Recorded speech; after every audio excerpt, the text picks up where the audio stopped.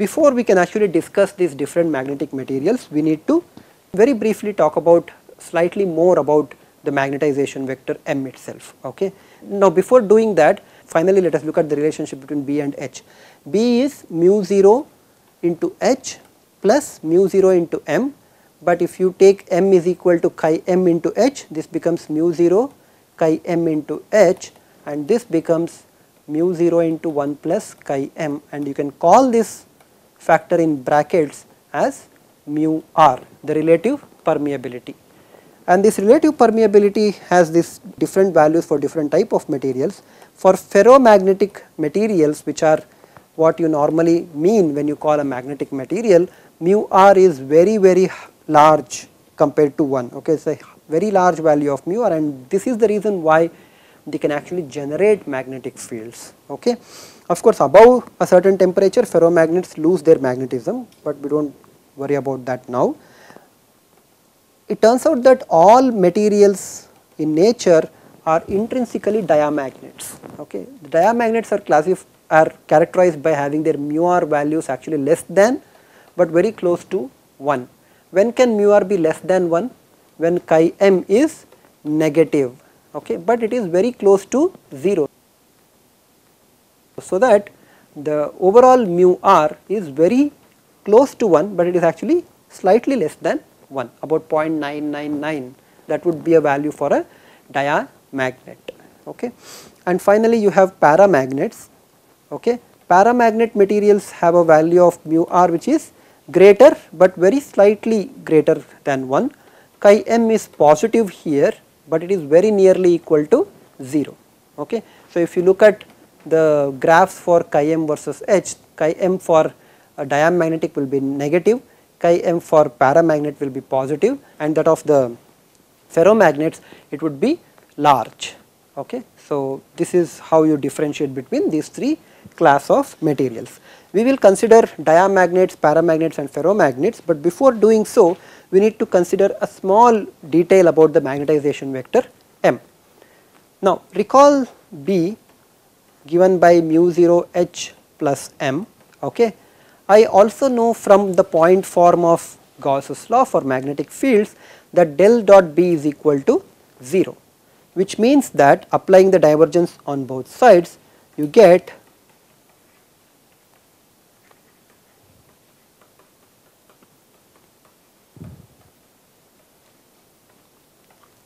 correct, and what this implies is that del dot M is equal to minus del dot H.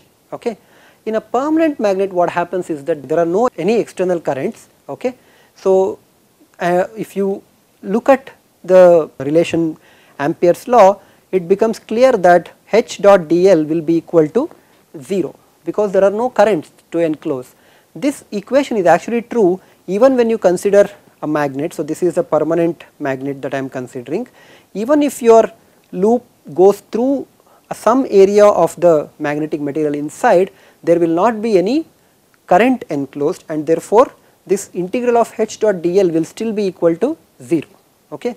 So because of this and the corresponding point form relation that curl of H is equal to 0, you can actually express H as the scalar magnetic potential, gradient of a scalar magnetic potential Vm. Okay. And you can actually derive for a similar equation for H and Vm just as you would have derived it for a electric material and called it as Poisson's or Laplace's equation. So that is del dot H will be equal to minus del dot gradient of Vm. This should actually be equal to minus del square Vm, correct.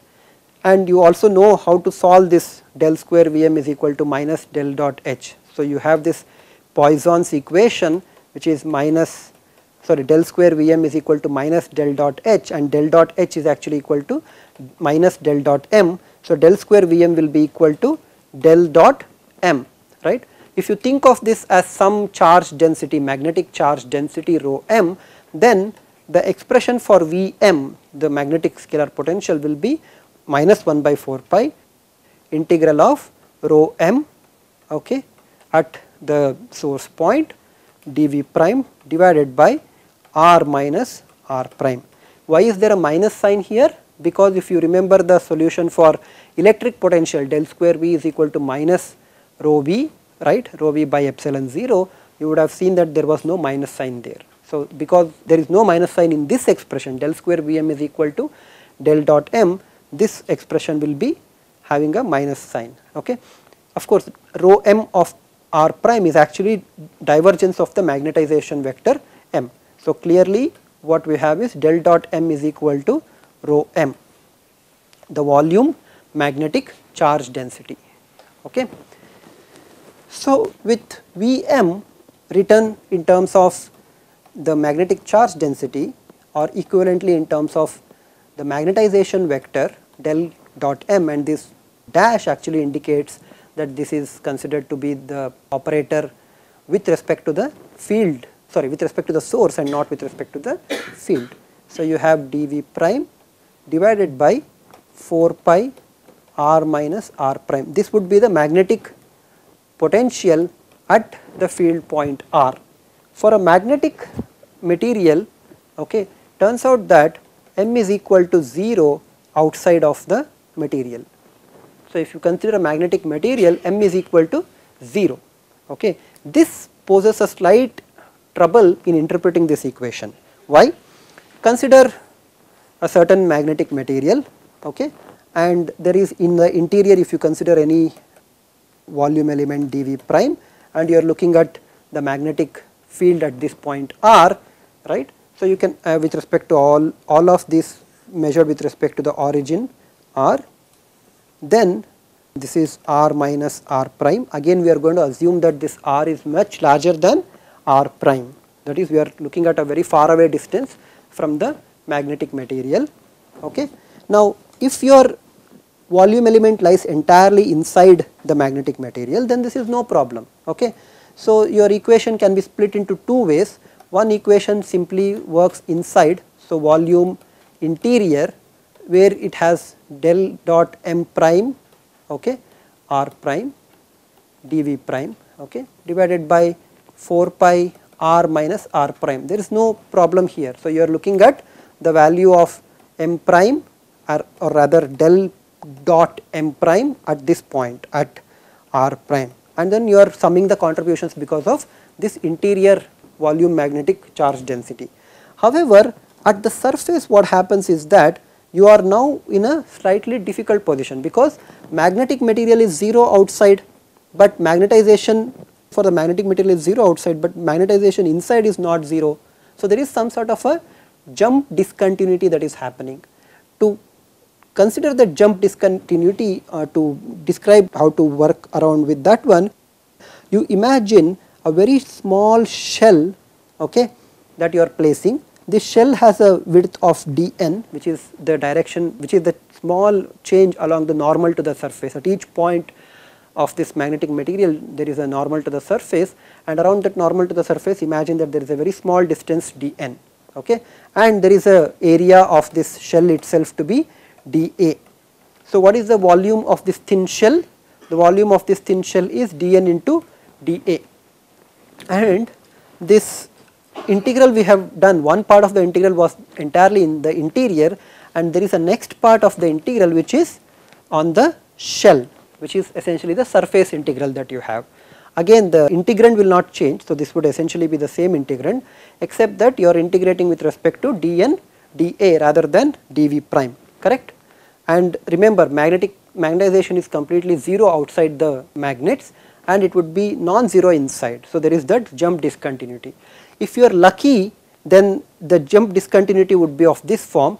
It would very smoothly go to 0. So the magnetization m around the boundary would go very smoothly to 0. In practice what happens is that this is the sort of jump discontinuity that you are going to get. So if you imagine a small area dn, which is what you are looking at, then the change in the magnetization over this small shell or this along this length dn is given by del dot m dV, correct. If you remember what is divergence, divergence is essentially del m by del of whatever the way. So here you are looking at how the normal component of the m changes as you go along the normal to the surface, okay, because we are only interested in the normal component. if you apply the divergence theorem here, you can convert the del dot m dv integral into m dot ds. There you will see that it is only the normal component that is of interest to us. So this becomes del dot m dv is actually given by del mn, the normal component of the magnetization, divided by del n, which gives you the change in the magnetization mn, which is the divergence. Multiply this one by the area, the volume of the shell, which is del dn dA. Okay. Now this is nothing but the total change in the normal component of the magnetization multiplied by dA. Delta mn is this quantity, correct? This is delta mn, and I already know that this change in magnetization has to happen only because of the internal magnetic field, right. So this delta mn, which is the normal component at the outside of the shell minus normal component of the inside of the shell multiplied by dA, right. This would be the delta mn into dA, but I know that this quantity is equal to 0. So what I actually have is magnetization in the interior near the shell, the normal component of the magnetization in the interior near the shell multiplied by dA. Okay. So you can actually rewrite this and say minus m dot n dA, where the normal is pointing outside, but minus m dot n actually points inside. Okay. And this fellow, if you substitute into the second expression, okay, will become the surface charge, the equivalent surface magnetic charge. Okay. So it actually becomes, the first integral will not change. So I have Vm of r given by minus integral of del prime dot m dv prime. I have removed that m of r prime and everything, and then you have 4 pi r. Okay. This is the interior volume integral that you are doing, plus there is a corresponding m dot n dA, right. So you had this integral of the volume that would change to m dot n dA, L dot m becomes m dot n dA. So this becomes the surface charge density rho Sm over the surface integral of the shell, 4 pi r. This is the shell surface integral. So you have actually obtained equivalent surface charge density, which is m dot n plus m dot n. Minus sign is accounted for the divergence and this one. So you also have obtained the volume charge density, which is minus del dot m. Clearly, if you take a rod, okay, magnetic material with a uniform magnetization, there won't be any divergence of m inside. So divergence of m is equal to 0 in the interior of this rod, which would be a ferrite rod, for example. Okay, and all the charges that you are considering will be the equivalent charges at the boundary. So there will only be plus rho Sm at the top and minus rho Sm at the bottom. Okay. So this would be the equivalent surface charge densities that you will have.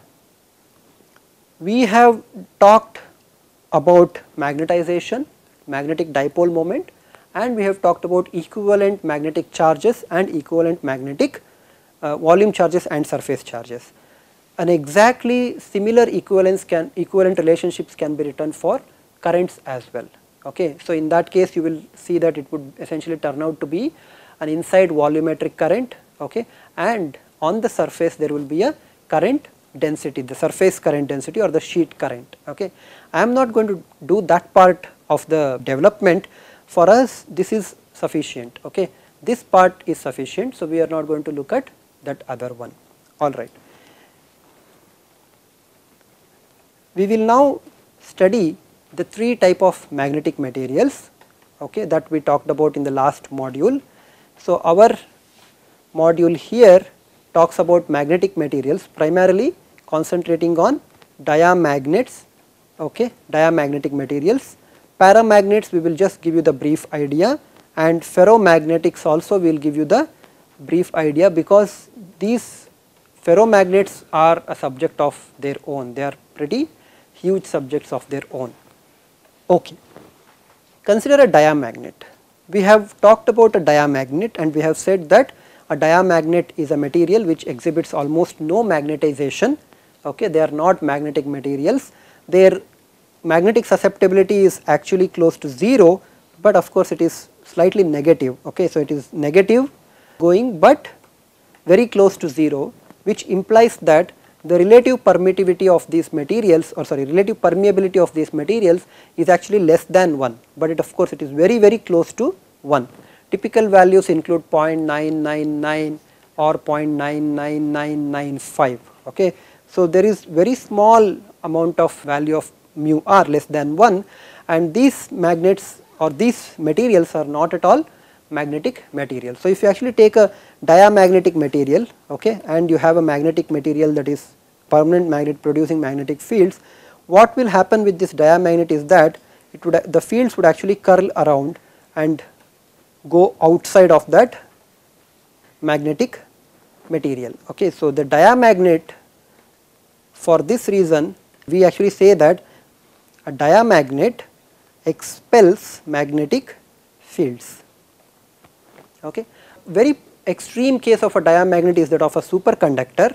A superconductor is an extreme form of diamagnet in the sense that the internal magnetic field is completely 0. It completely expels all of the magnetic material, magnetic fields.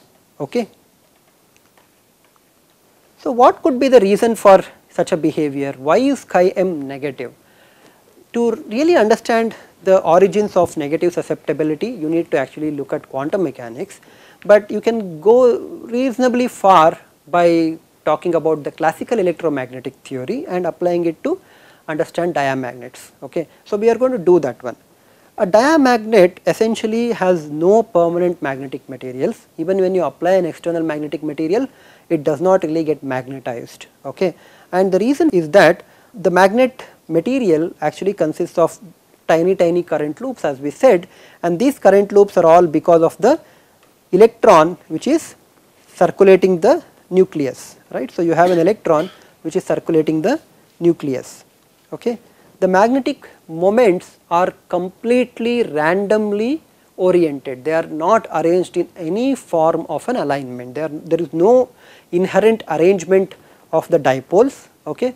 So which means that the net magnetic effect will not be seen. So there is no magnetic field because of the diamagnets. Assume that these electrons are moving or revolving around the nucleus with a certain velocity v0. Okay. With a given velocity v0, you can also characterize them by having a certain frequency of revolution omega 0, right. So this is the corresponding frequency of revolution. Now what keeps this electron in this orbit? The classical picture tells us that it is the centripetal force that is acted by the nucleus that keeps this electron in the orbit. It is like we taking a rope and then spinning the bucket. Okay. So the centripetal force, which is directed inward radial, will keep this electron in the orbit, and this electron will be moving with a velocity v0 or an angular frequency of omega 0 radians per second. What is the corresponding frequency f0 of the revolution in so many cycles per second? That would be omega 0 by 2 pi. What is the charge that is going around? The charge is that of minus E, E being the electron charge. So what will be the current I? Current I will be minus E omega 0 by 2 pi. If this charge is moving with this frequency, the time it takes to complete one revolution is 2 pi by omega 0. So if there is a charge per time, that is what the coulombs per second, that definition of an ampere is. So if you apply that, you are going to see that the current is minus E omega 0 by 2 pi. Okay. This is the electron current. The conventional current will be directed opposite to the movement of the electrons. The conventional current is directed clockwise, for example. So for such a direction, what will happen to the magnetic field that are generated? They would actually have to point, or sorry, the magnetic moment of this should point along into the page, right. So in this case it should point into the page. Okay. Briefly, this is what happens. We will apply an external magnetic field. Okay. So let us apply an external magnetic field. Okay. We consider two cases. One, the external magnetic field is in the same direction as the magnetic moment, and two, the magnetic moment is opposite to the direction of the magnetic field applied. For these two cases, two things happen. If the magnetization is in the same direction. So if this is the applied magnetic field B and this is the magnetic dipole moment M, okay, then the electron basically responds by slowing down, okay. Electron responds by slowing down. Now what is the effect of slowing down? It means that its angular frequency is reduced. If the angular frequency reduces, because current is directly proportional to angular frequency, this electron slowing down simply means that current has reduced. If the current is reduced, magnetization M also gets reduced, right. So E slows down, okay, I reduces, the magnetic moment M also reduces. However, the component of the magnetic moment M that decreases will be in the direction opposite to B. So if this is the magnetic moment initially, then after the application to a dielectric material, this will become the magnetic material. So the change in the magnetization which was necessary to bring about this reduction in the magnetic moment is directed opposite to B, okay. What happens if you consider the other case? Now with the other case, the magnetization, so magnetic field B is in a particular direction, but the initial magnetic moment is in the opposite direction. The electron actually responds by speeding up, okay. The electron responds by speeding up, which means that current goes up, M also goes up. Why should M go up? So if M goes up, then it will produce a magnetic field that will oppose the magnetic field that is applied, okay. So the total magnetic field acting, so you have a large magnitude over here, another large magnitude over here, but after the application the magnitude opposite has increased further, which means that the net magnetic moment has, or net magnetic field has decreased, okay. Again we can show that the magnetization M will actually be in the direction that would be opposite to B. So M opposes B, or rather the change in the magnetic component opposes B, okay. So what you have is diamagnets are made up of magnetic materials, diamagnets are those magnetic materials which you can think of as having atomic configuration in such a way that there are two electrons which are orbiting in the opposite directions, but when an external magnetic field is applied, one of them slows down, the other one picks up a speed, and this change in the magnetic moment actually generates a certain equivalent dipole, okay, and we will see what happens to that and what will be the result of M and H very shortly. So we have seen that delta M opposes the magnetic field B, okay. So using this fact that the change in the magnetic moment, the component of the magnetic moment is in such a way that the net magnetic field across the atom reduces, we will now try to derive a relationship between magnetization and the applied magnetic field H, okay. So to basically expand upon our idea that delta M opposes B, consider a slightly more detailed, okay. So I have a loop lying in the x and y plane, okay, which I am showing in this particular way. So the magnetic moment will be pointing in the direction of Z. So magnetic field is along Z direction for this electron that is revolving in the xy plane. So we assume that the orbit is in the xy plane. So imagine that the electron is actually moving in the clockwise direction. So let's write that one. So electron is moving in the clockwise direction, which means that, so this is my electron, okay, and this electron is moving in the clockwise direction with a velocity of v0. The radius of this orbit is r and this velocity is v0. There is a corresponding omega 0 also. So as this electron moves, right, it is held by the nucleus which is sitting at the center by a certain centripetal force Fe. What is the magnitude of the centripetal force Fe?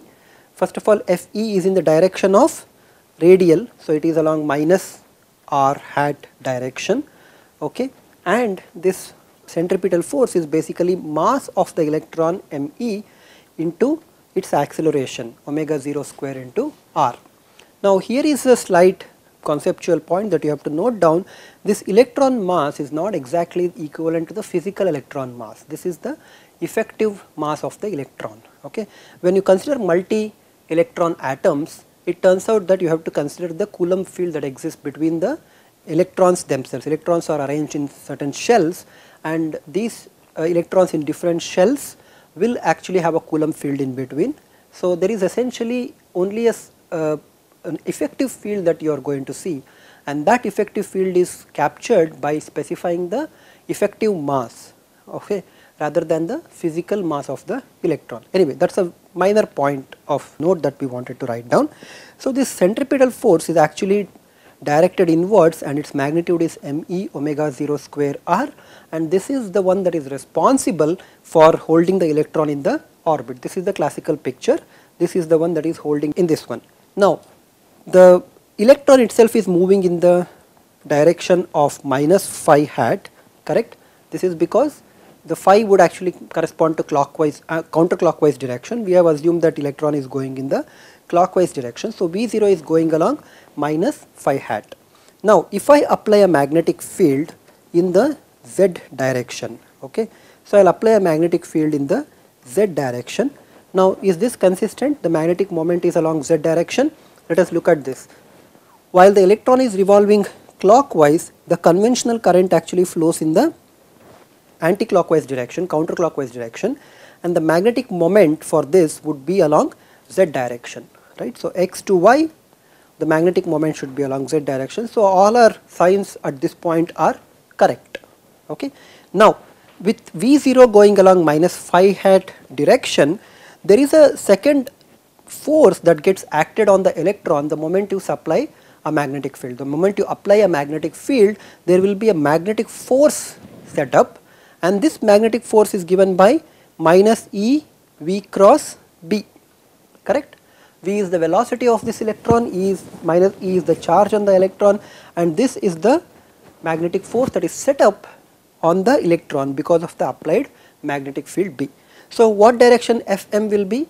Well, V is along minus phi, there is a minus sign with respect to E already. So, this will be phi hat, and there is Z direction for the magnetic field. So, you get phi hat cross Z, which will be in the radial direction, it will be outward radial direction. Okay. So, there is a corresponding magnetic force here which would be in the direction that would be outward, okay, and it would be the one that would be trying to pull the electron away into the radial direction. Okay. If this Fm was in the same direction as Fe, then you try to push the electron into the nucleus, right, into the nucleus. Okay. You need to understand that this Fm magnitude is actually very small compared to Fe. So, the centripetal force is the one that is actually dominating, and this Fm, the magnetic force, is actually very tiny compared to Fe. Although if you look at the way that I have written, it seems that Fm is as large as Fe, but in practice or in the atomic case, Fm is very small compared to Fe. Okay. So, that we can continue to assume that the electron is in the same orbit, only that its velocity will slow down.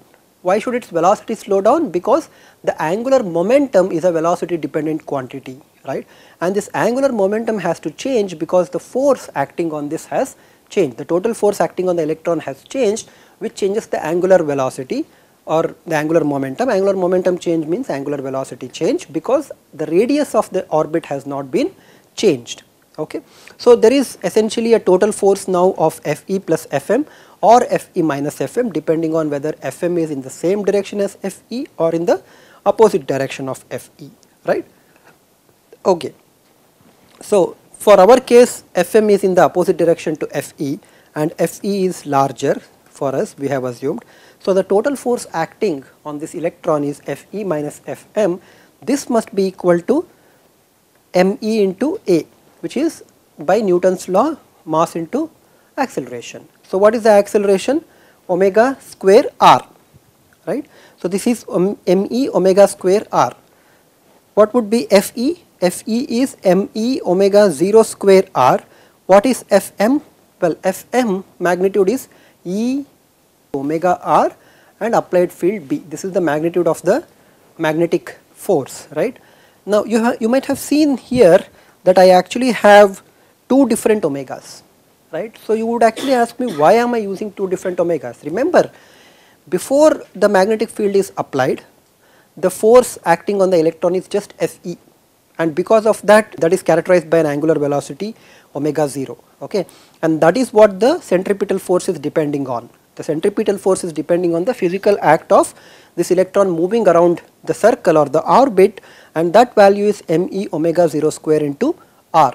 We are assuming that omega 0 has not appreciably changed. It is not like omega 0 is 5 megahertz, and because of the applied magnetic field omega 0 changes to some 15 gigahertz. Okay, it is essentially very close to the same value, it only changes slightly. In this particular case, it would increase slightly or decrease slightly depending on which way we are. So here it would in fact decrease because Fm is in the opposite direction to Fe.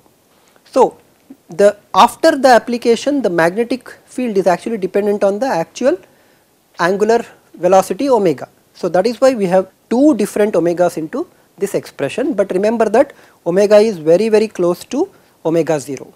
Okay. So if you now solve this equation, or if you now manipulate this equation further, you see that the centripetal force was me omega 0 square r minus e omega r b is equal to me omega square r. Okay, so I can bring this omega into this left hand side, pull this e omega r b to the right hand side, and say me omega 0 square minus omega square into r is equal to e omega r b. Okay, and I know that omega is actually less than omega 0. Although it is very close to omega 0, it is actually slightly less than omega 0. So I can rearrange this equation by writing this as omega square minus omega 0 square into r. Okay, this becomes e minus omega r b.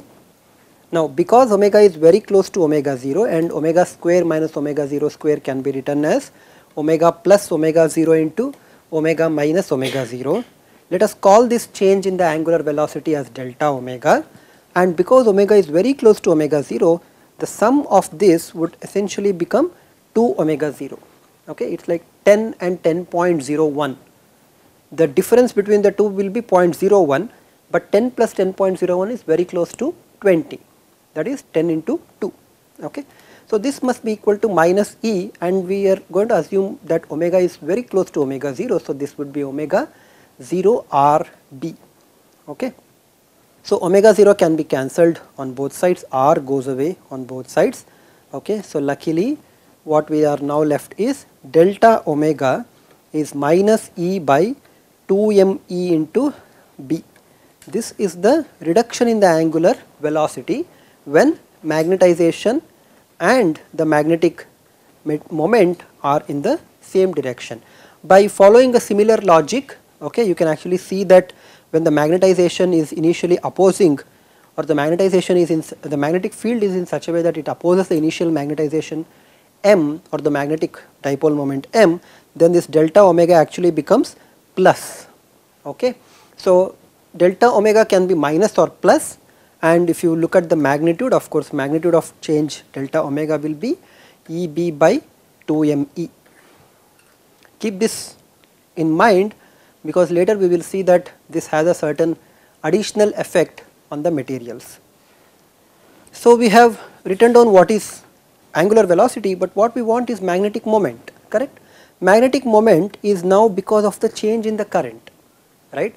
If this is the case, B is in the same direction as M, the current reduces.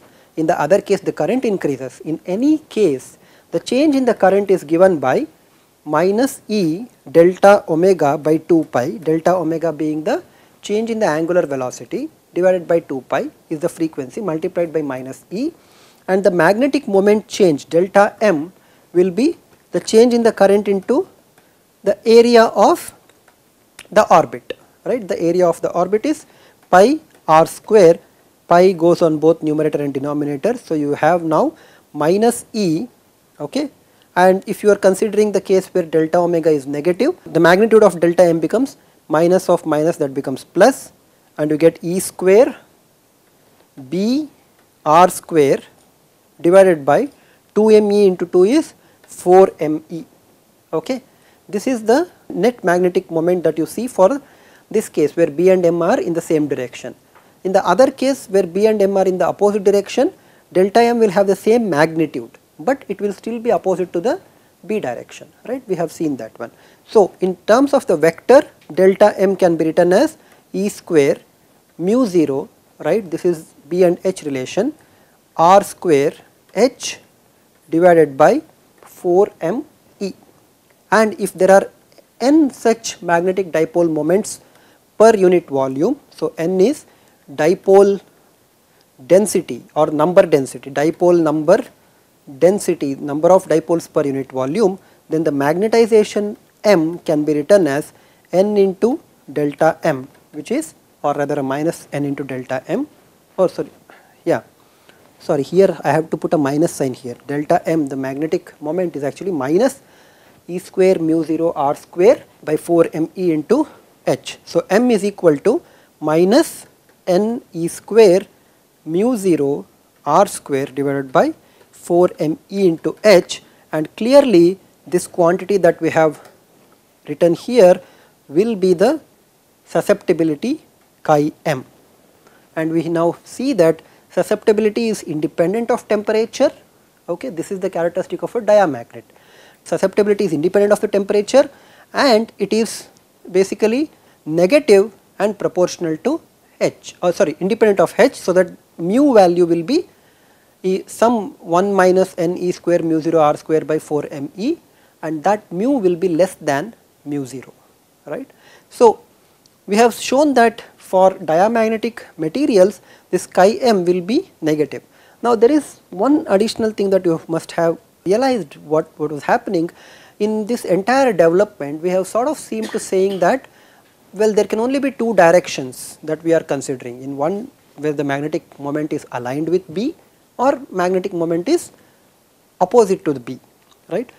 And in practice, of course, when in a diamagnetic material there are these random orientations, this cannot be true all the time. So, what should happen? What will happen is that there will be an average angle that you need to consider, okay, or equivalently if you consider this magnetic moment orientations over the entire 2 pi or pi angle, then you are basically looking at different values of R. The effective orbit R will have to be changed. Quantum mechanically we consider this, or even classically also, we consider this effect by averaging over different values of R square, okay.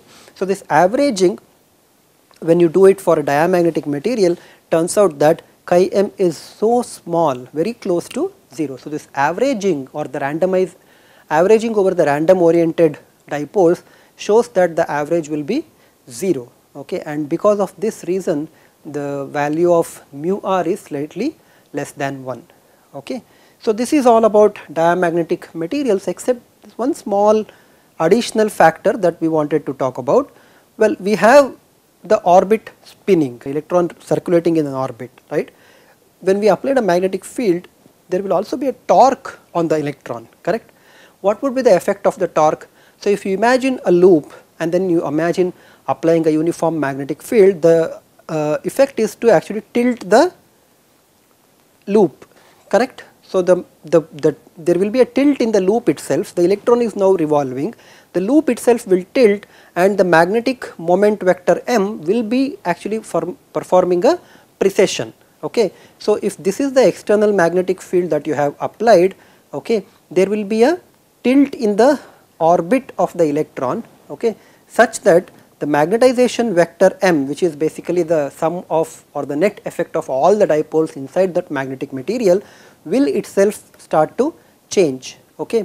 So, it itself will start to precess around, okay. So, if the electron is moving around like this, then the magnetization would move around in this way, okay. What is the frequency of this precession is given by E B by 2 me, and this precession frequency is called as Larmor precession frequency, or the Larmor precession, and this is called as the Larmor frequency, okay.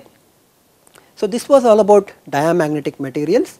They are not that of an interest for magnetic applications because they do not possess any magnetic moment, and in fact they would actually expel all the magnetic field. Of course, they actually form a nice magnetic shield if you would want, but as for generating magnetic fields, they are completely useless.